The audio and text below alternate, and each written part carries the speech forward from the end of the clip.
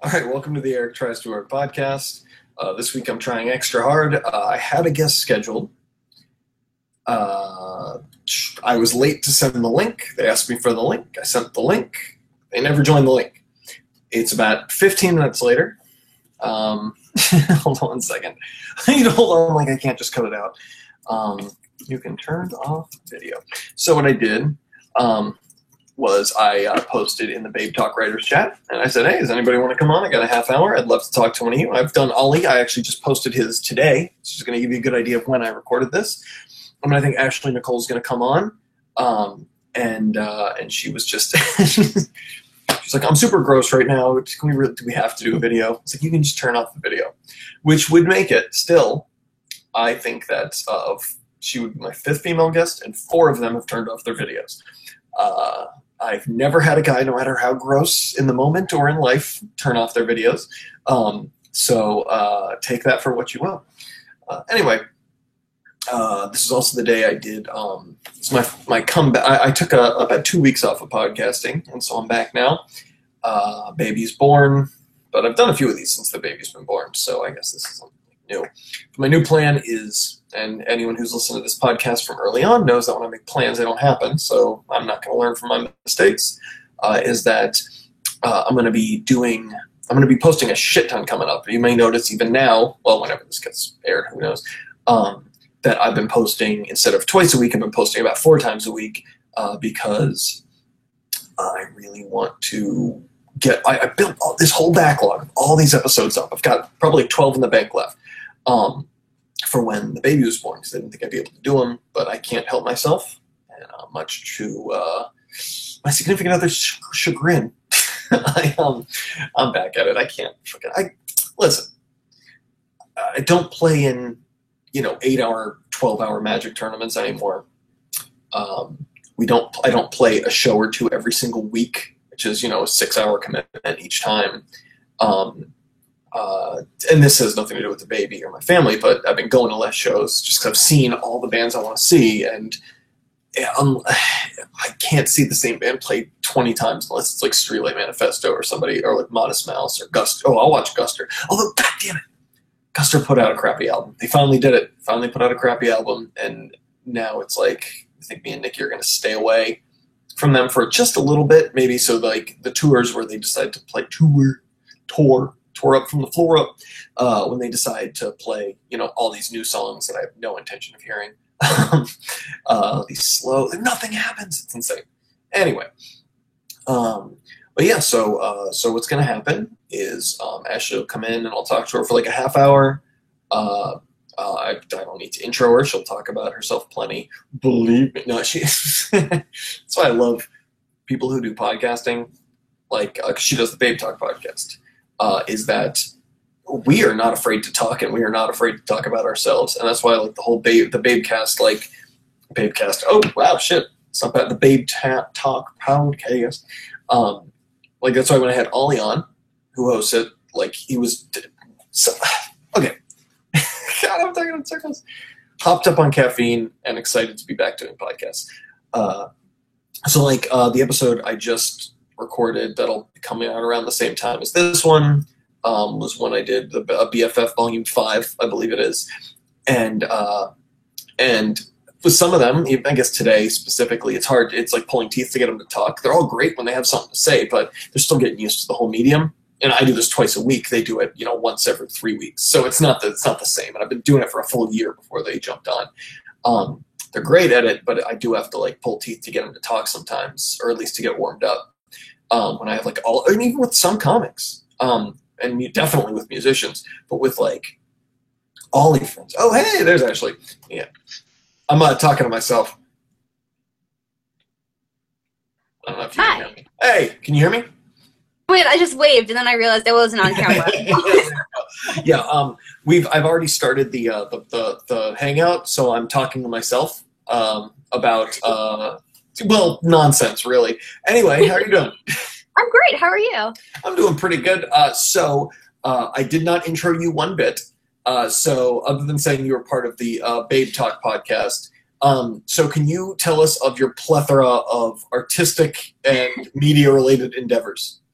Well, hi, I'm Ashley. I just graduated from college in December. I went to college. Basically, my program was about music and entertainment industries. So everything music and business related that doesn't directly apply to musicianship. So I don't play an instrument. I don't sing, like nothing like that. I work with Babe Talk. A little bit, just a little bit. Just like renovating the whole thing and keeping everything from falling apart. Yeah, just a little bit.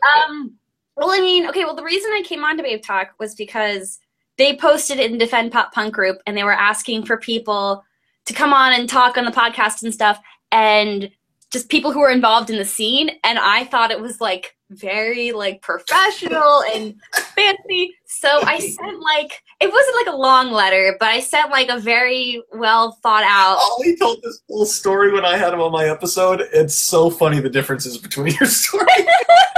Sorry, but keep going. I just want to point that out because that's so funny. I sent my resume, and I don't remember that, but I wouldn't put above myself. But I work... Because I reached out to Babe Talk because I run a feature on a site called Property of Zach, which is like punk news and interviews and stuff like that. One of the big three of, if that's what you're looking for, that's one of the main places people go. Yeah, I mean, I joined POZ because I was an avid reader of the site, and like, super long story short, I reached out to them and I was like, hi, love me, and it worked. And that's what's funny is with Babe Talk, it's like once you joined, like you go on the podcast, everyone's hammered. It's like, it's the whole, that's our slogan, the professionally unprofessional. Mm-hmm. But with, but sending the, resume aside, I'm not going to take sides on this story, but like sending a longer cover letter or email that's in a professional manner, most people don't do that.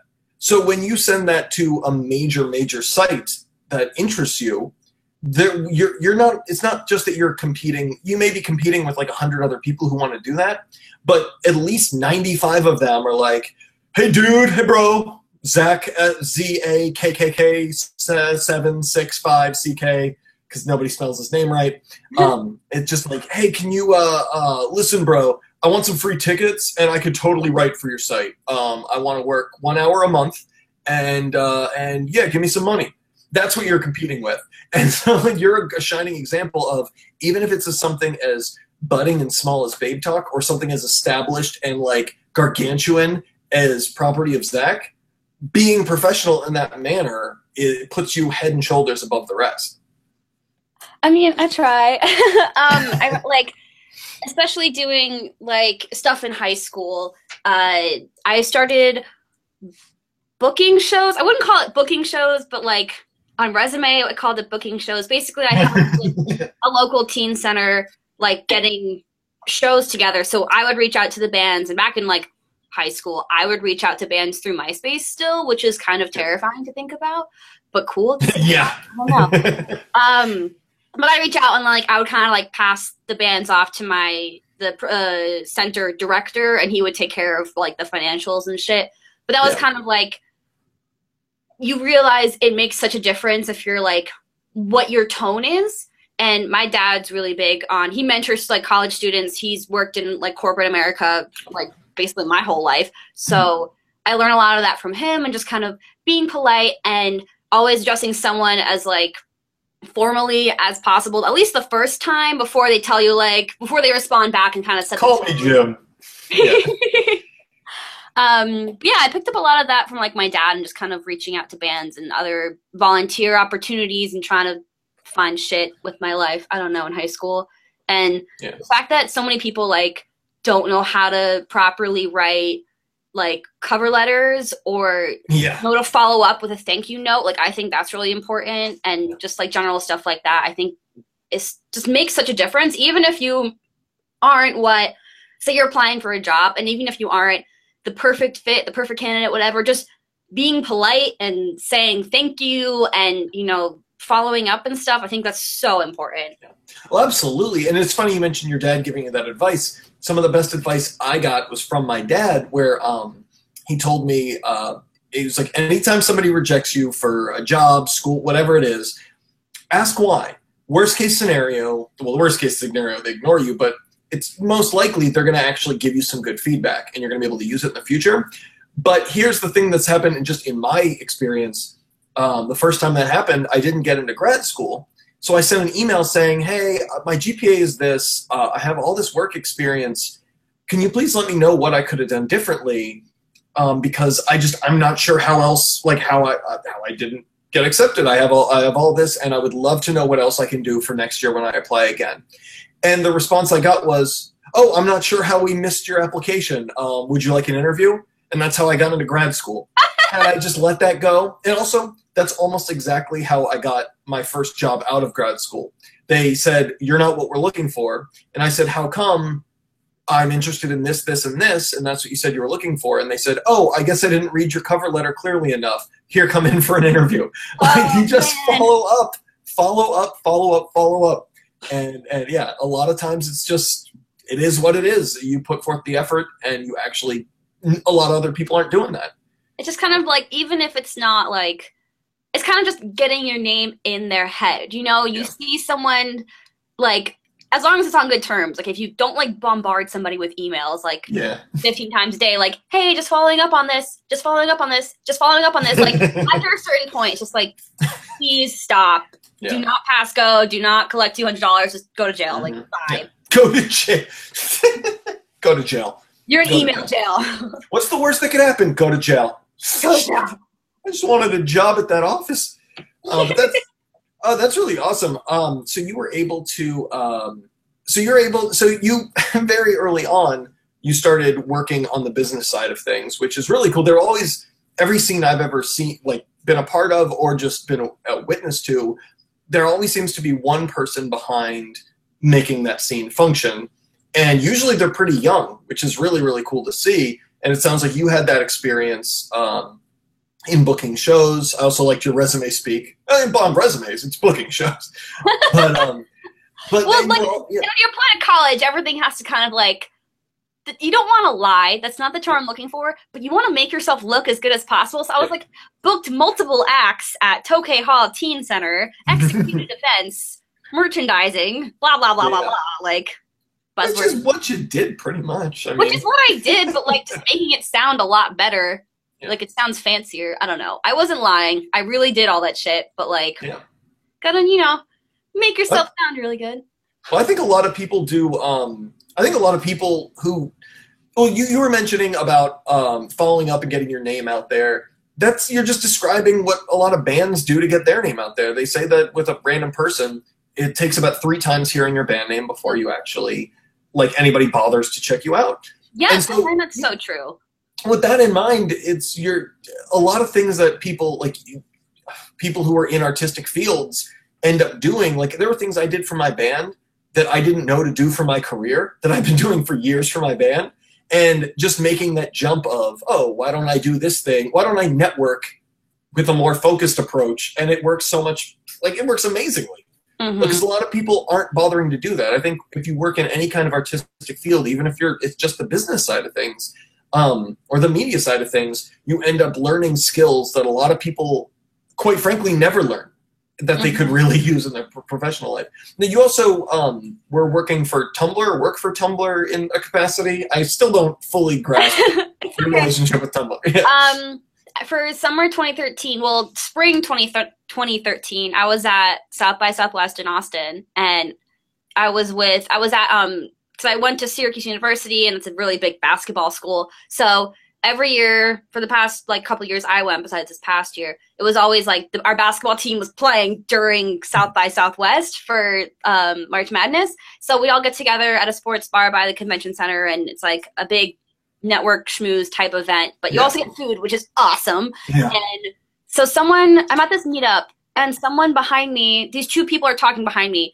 And someone says, oh, who are you here with? What company are you here with? And the guy goes, oh, I'm here with Tumblr. And I turned around 180 degrees, and I said, hi, my name's Ashley. It's so nice to meet you. And I think I kind of scared him. But at the same time, I was like, I love Tumblr. Yeah. I use it all the time. And I mean, in all seriousness, there are music industry blogs that I followed that have helped me get volunteer positions at Warped Tour, or just connected me with the right person for the right thing for project XYZ. I love Tumblr. I think it's great. So super long story short, turned that into an internship. And so that was, again, summer 2013, which is right around the time of the Yahoo acquisition. So like the paperwork was signed like my first couple days I was in the office and stuff. Yeah. So it was kind of like, I didn't see too much of that, especially because like I hadn't been there before the Yahoo, so I couldn't tell you like serious differences. But it's a cool office, like open layout, very collaborative environment, dog-friendly office. At least while I was there. Wow, that's impressive. Yeah. Oh my God, so many dogs. But seriously, so the guy that I talked to at South by, his name is Nate, and the reason he was at the meetup is because he went to Syracuse for he was in the School of Communications, which is like Newhouse is like the #1 school for communications in the country. It's a really big deal to go there. I went to Elon University, which is #2, and my wife did communications, and like that's how she got her like really good job at Nielsen. Like those schools are fantastic for that. But yeah, sorry, keep going. Yeah. Well, yeah, because he was there, and so that guy he's called the music evangelist, which is kind of the term they give to, there's a bunch of different evangelists. Educate me, I want to hear this. Yeah. There's a bunch of different evangelists. It's, there's music, there's food and wine, there's travel, there's tech, there's art and fashion. So kind of like these different communities on Tumblr, they are in charge of them, or in charge of curating them. So like, kind of, obviously these are like broad topics, but like, for the music evangelist, he runs the music Tumblr, and he brings an artist. They started doing a series called Dashboard Confessionals, and it's where an artist that's extremely clever. Holy shit, yeah. So they have an artist like through their official Tumblr answer questions, like Tumblr ask questions and stuff like that. So I helped. Like what? Like anything. Like people are like, "Oh, what's your inspiration for this?" Or like, "What's your favorite kind of pie?" Or whatever. Like literally anything. Cause it's up to them, and it's easy because like you can just like type out a brief answer, and it's like rebloggable content. It's so smart. So one thing that I call it my perk in perpetuity. I am an editor for the featured music tag, and the way featured tags work on Tumblr is like, let's say on Twitter you tweet out your band and you use hashtag music. Anyone can type in hashtag music to their tweet, and like when someone goes to search under the music hashtag, it'll show up. That's why people kind of like, that's how like a lot of spam bots work. Like the hashtag last night for that boxing match was like hashtag big fight. So anyone could tweet about anything and use the hashtag big fight, and it would show up, and it's like kind of a mess. But for music, if you search the music tag, it's only posts that have been handpicked by very curators. So like, my boss is a curator, I'm a curator, and I really hope, knock on wood, that he doesn't realize I'm still a curator like 2 years ago. He doesn't listen to this podcast. He's fine. I mean, if he does, what's up, Nate? Hire me again. But like, if not, like Haley Williams is a curator, NPR's music blog is a curator. I'm pretty sure POZ is a curator. You get the idea. So they can handpick posts, and like you can only promote audio posts that are through SoundCloud, Bandcamp, Spotify, whatever, not through the native Tumblr music player thing. So like all like the rights go back to whoever it is, and make sure photos are properly credited and whatever. But it's cool, and it gives you like the little blue music tag on your post. So someone's scrolling through the dashboard. If I promote like a post for heavyweights and someone sees that post, always tag. Yeah.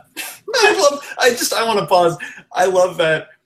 I have whenever I have anybody on my podcast, whether it's somebody who knows me through the podcast or through a various form, they always use my thing as an example, because if they're very smart with business, that shows that you know exactly what you're like.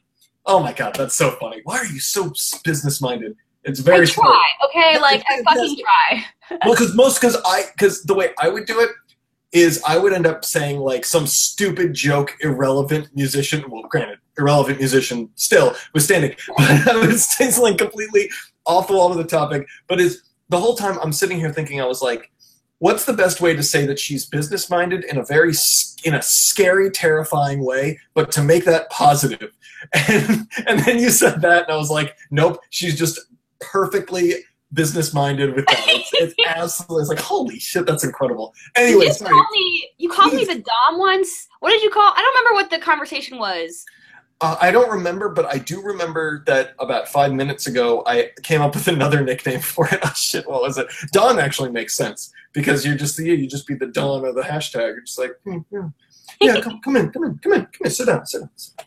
Just, you get one hashtag. And this, the day of my daughter's wedding, you have one hashtag. Yeah. So okay. So that's what's. I mean, I knew just talking to you about this stuff would be fun, but what's interesting is this is actually like a great crash course for people who are trying to break into this and just figure out what's the actual, how do I go from me sitting behind my computer screen, maybe running a blog, to being working with these much bigger websites that I look up to or that I'm interested in. And it sounds like it really is about a constant stream of networking and making, like, you just graduated from school, but in college, that's the majority of your life is being in college. And you were able to, much like Zach Zarillo, tie your college experience directly into being a part of this music media scene. Yeah, and especially because, like, I went to school in Syracuse, New York, and for anyone who's not familiar with the layout of New York, Syracuse is kind of like upstate, just a little bit. Basically, like, I have kids at my local venue, or like I've met kids at the local venue. They came down for like Pop Punk's Not Dead tour from Canada, so that's how far up north we are. In yeah. It's like a sea-level market. Not that many big bands come through there. It's really hard to play because everyone's like, oh, you'll get the college town, but it's also like you have to go to Syracuse. Like, why would you want to do that? So it's been hard, and there is a local scene, but again, it's really hard to like get involved. It's really difficult up there. It was really strange to be up there, but I mean, I made it work. But again, working with POZ and doing Showcase has been, I call it my virtual ear to the ground. Yeah. It helps me get in contact with so many bands from all across the country and some from outside the country, which is cool. But like, for example, one of the first bands I put on Showcase was Broadside, which is they just signed to Victory Records. Like, yeah, what the fuck? That's so cool. And like Paris, like PVRIS. You love them. I love Paris. I could probably go on about them forever, but I won't because this is not the Paris Tries Too Hard podcast. again, you know, the references you did. So that's the thing is, like, if for whatever reason, say I put out a record or my podcast, like I have like a bunch of people I've had on the podcast get really famous and people know my podcast. If I had any reason to go on a media tour, I would have to prepare so much. And who knows how much you're necessarily, but it's preparing, but it feels like effortless where you go on the program and you know exactly, it's good. It's good. It's scary, but it's good because you're like 18 years old now. Wait, are you 22 yet? No, I'm actually, my half birthday is like in 2 weeks. I was just like thinking about this. So I'm almost 21 and a half. Okay. I was going to say, yeah, you're definitely over 21. So like, speaking of which, so I don't know if you know this. Did you ever use MySpace once you turned 18 or later? I might have. So when you were talking about messaging people via MySpace, I don't know if you know this, but like if you're over 18 and someone who's under 18 sends you a message, there's a little red flag at the top of that message to let you know. No way. Yeah, you're right, I'm lying.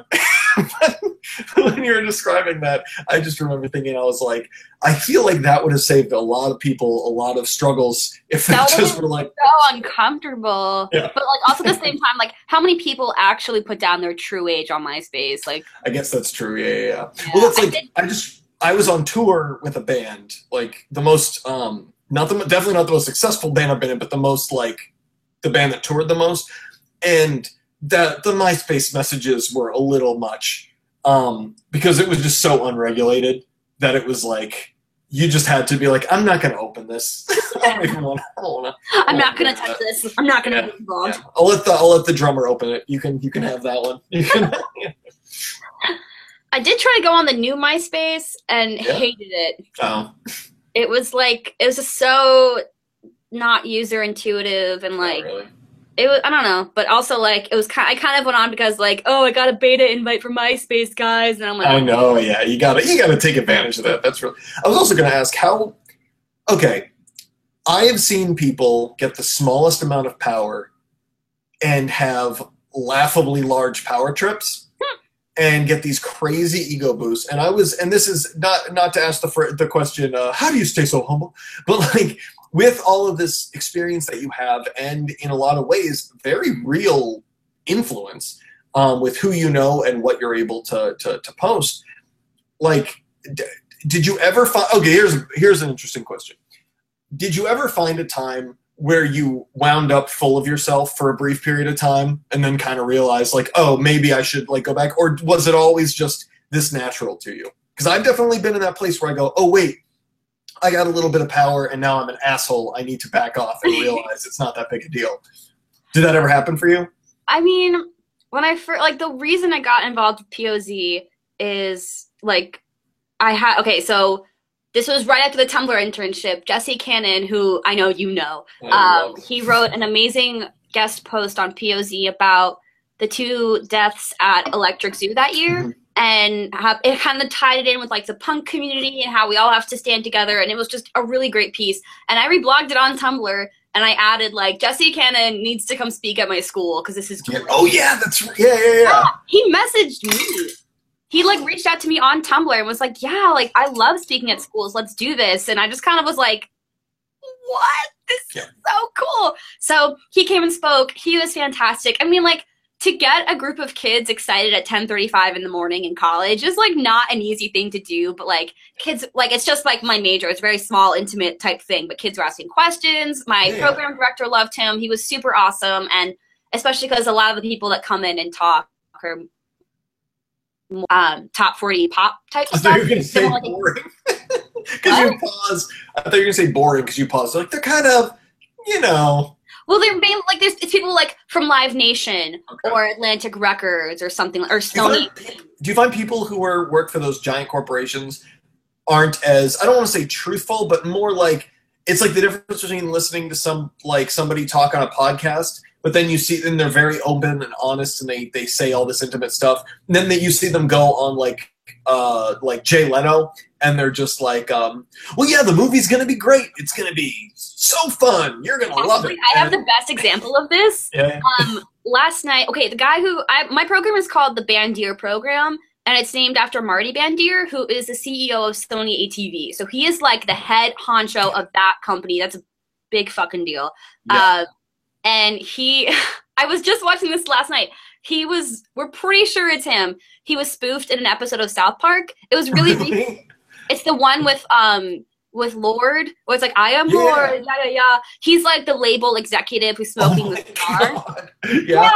Because, like, I'll message this to you after this chat, but there's a picture, like, the main picture of him, like, you go on Google and search Marty Bandier. It's, like, him, like, smiling, laughing, like, crossed arms with a big cigar. So it looks like him. It's fantastic. That's amazing. It's so funny. So, like, and he finally came to visit Syracuse, which is, like, kind of weird to me. And, like, the whole time this program's been around, it's only been since the first graduating class was 2011. It's a very young program. But he hasn't come to visit until, like, you know, recently. Came, like, last month. So that was cool. And he was there to speak at a panel that night, too. And he didn't say as much as the other 2 people.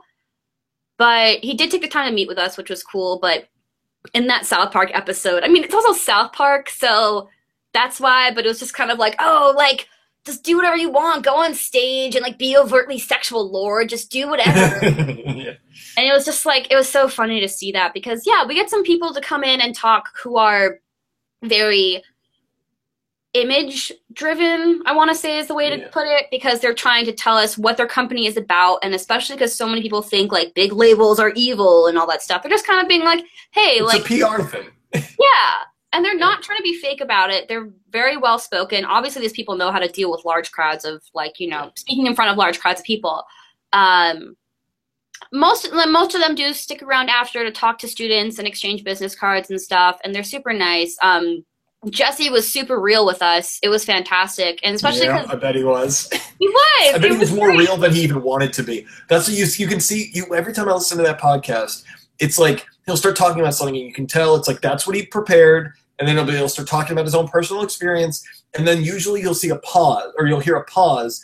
and then he'll say something unbelievably real that, you know, during that pause, he was like, if I say this, it's going to piss some people off. He was like, I can't help myself. I got to say it. And I totally get that. Like, yeah. And, you know, sometimes you, like, him and Zach on Off the Record do go on tangents and whatever, but it's just, like, it works really well. So anyway, he was really real when he came to speak, and especially because a lot of the underclassmen in the last 2 years have been more in, like, the pop punk type scene or the alternative emo type scene, which is really cool, and that makes me really excited. So, like, one of the kids asked questions about, like, Man Overboard and stuff, and it was, like, really fantastic. I don't know. Let me send Zach a quick text message or email. No big deal. Confirm that for you from a source. Fucking love. He was super nice, and then he, like, tweeted out, he was like, just spoke at Syracuse or something. I don't know what he said, but he tweeted, and I went to go, like, reply to him being like, thanks so much for coming, blah, blah. And, I mean, like, I did send, like, a formal email, but I just, like, wanted to do it on Twitter because, like, it had mentioned, like, my program in it and stuff, and I wanted to just put that out there. And I saw somebody had replied to his tweet saying, oh, man, I didn't know you were on campus. I wish I could have come, like, watched you speak, or, like, we could have gotten coffee afterwards. And I was like, huh, that kid's name sounds so familiar. And it was Eric Van Rienen, who is the editor-in-chief at Property of Zach. And I was like, no fucking way this kid goes. No fucking way. So I messaged him, and, like, ironically, he also knew one of my roommates because she worked at the school newspaper, and he also did. And, like, his, like, Twitter picture, like, his profile picture on Twitter, like, had her in the picture. And I was like, how small is this world right now? I can't handle it. But I messaged him, and I was like, first of all, I'll let you know anytime we get any more cool speakers. But also, like, I'm a huge fan of POZ. I'd really like to get involved. Do you want to meet for coffee or something? And when we met, like, there wasn't any open positions, but I did, like, I was like, I just worked at Tumblr for a summer. Tumblr, very important. Please love me. I am impressive. Please think that. On paper, it's so business, but then you're just like, but seriously, please love me. I need it. Please. And this kid's super nice too. He's like the sweetest person. He's like, we met at Starbucks, and he's like, all right, let's look for the kid wearing the big red headphones. And I was like, okay, look for the Wonder Years windbreaker. I'll put it on the back of my chair. And it was just such a pop punk thing. It was so funny. And at the time, like, nothing was available. But then this kind of ties into, like, keeping your name in somebody's head, because a few weeks after we met, the person who does Showcase, or previously did Showcase, just had too much going on in his own life and had to step down. And Eric emailed me, and he's like, hey, like, are you interested in this? I think this might be really good for you. And I was like, no fucking way. Did I just bypass, like, the entire application process for this or something? Like, I don't know. It was cool. It was a huge stroke of luck. I'm just glad it happened. No, that's how it always, it's like everything in, I think, everyone's life, whether it's artistic or not, or in the art field or not, because I know people say, well, in art, it's a lot harder to get work than outside of it. But I think across the board, everything requires some amount of luck and some amount of chance. But you gotta make your own. It really is. Yeah, exactly. Well, it's like you give yourself, and I know you're editing my Babe Talk series, so like you've seen this before. But but I always talk about how bands need to, like, every band action with the show or release or whatever it is a lottery ticket. No matter what, you still have to get lucky. You have to win the lottery, blah blah blah. But you have to. The way to win the lottery is to buy as many tickets as you can to increase your odds, and that's what you were meeting with people. You were putting your name out there. You were, and as time goes on, it gets easier because, like you said, you have the credentials of you saying, I worked at Tumblr for a summer. That already puts you in a league above however many other people. So even if 10 people are in his ear, when he needs someone, he goes, well, she had that experience. Oh, also, she met me in person. She didn't just randomly send me an email. We went that extra step and made a connection. So not only is she fresh in my mind, but based on her past, I know that she can handle something like this. And so it was like, you definitely put yourself in a position to succeed, which is really important. I try. I mean, like, he's one of those people who's just, like, so well-spoken, and it kind of makes me upset at myself, because I stumble across my words a lot, and I say, like, a lot, and I get really excited, and instead of, you know, cohesive sentences. It just kind of comes out as That's everyone on Babe Talk. Everyone on Babe Talk. It happens to all of us. It's okay. But he was super nice about it. He's like, yeah, like, of course, we met for coffee the next day. Like, Jesse came to speak on a Monday. We met for coffee on a Tuesday.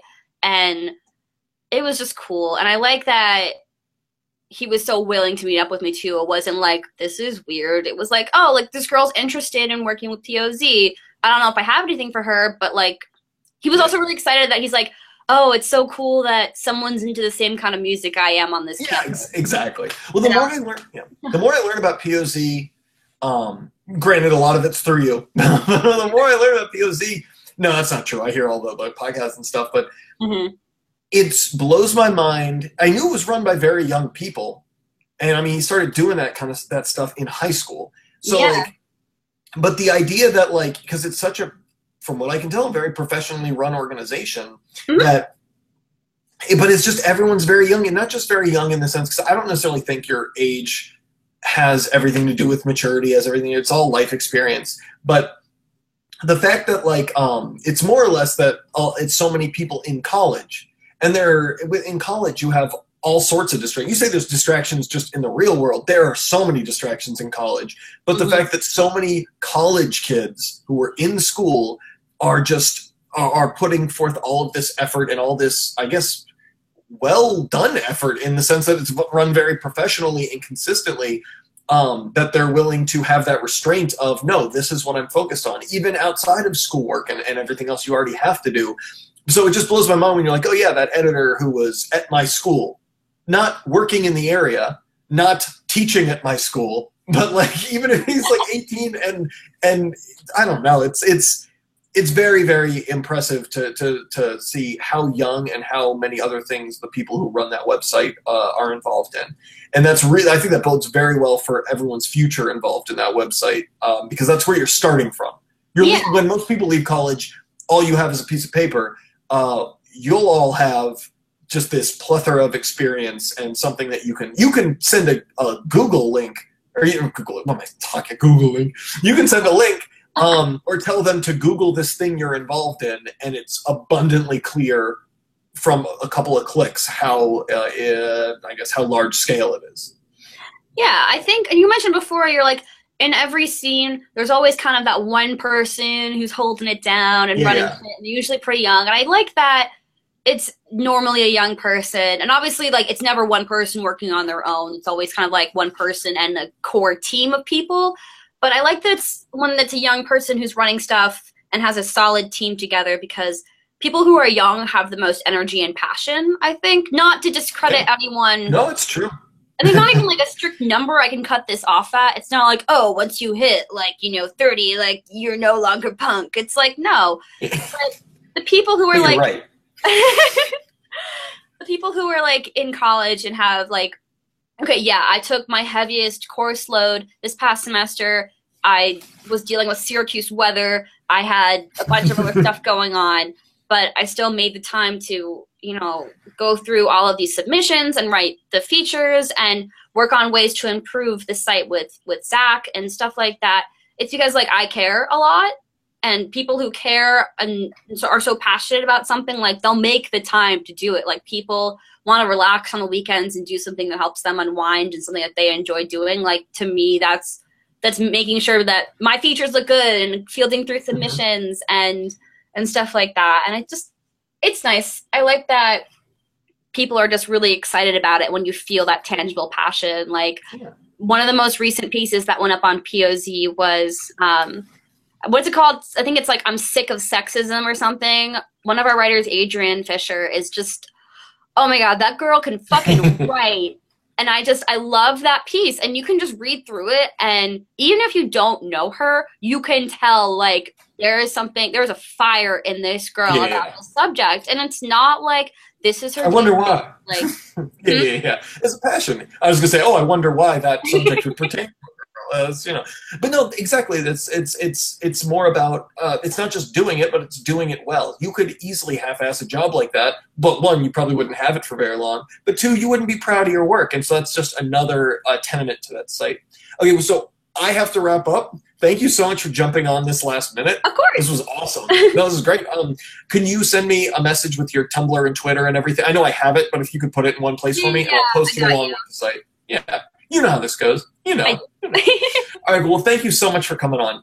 Of course. Thanks for having me. All right. Sweet. I'll probably talk to you at the meeting tonight. Awesome. All right. Take care. Bye. Bye.